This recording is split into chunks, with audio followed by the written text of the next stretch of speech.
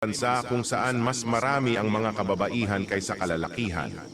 Dahil dito, maraming kababaihan ang nananatiling single dahil nahihirapan silang makahanap ng kanilang magiging kapareha.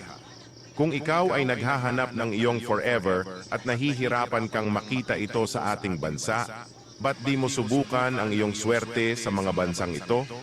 Para diyan, narito ang 5 listahan ng bansa na mas marami ang mga single na babae dahil sa kakulangan ng mga lalaki. Unang bansa, Latvia. Ang Latvia ay matatagpuan sa Baltic region ng Northern Europe. Maraming lalaki ang lumilipat sa ibang bansa para maghanap ng mas magandang oportunidad sa trabaho. Ang mga kababaihan sa Latvia ay kilala sa kanilang kagandahan, talino, at malalim na pagpapahalaga sa edukasyon at pamilya. Perfect place para sa mga naghahanap ng long-term relationship. Pangalawang bansa, Lithuania.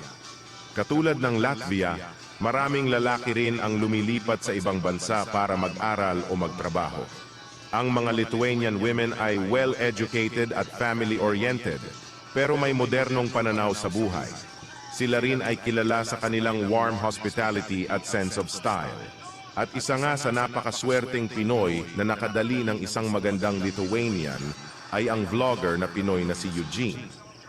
Pangatlong bansa, Estonia. Dito, makikita ang mga independent at ambitious na kababaihan.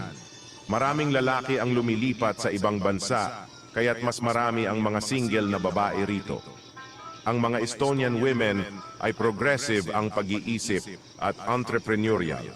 Perfect para sa mga gustong makipagsabayan sa buhay. Pang-apat na bansa, Russia.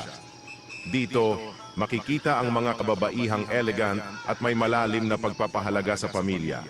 Maraming lalaki ang nawala noong World War II at mataas din ang male mortality rate sa Russia.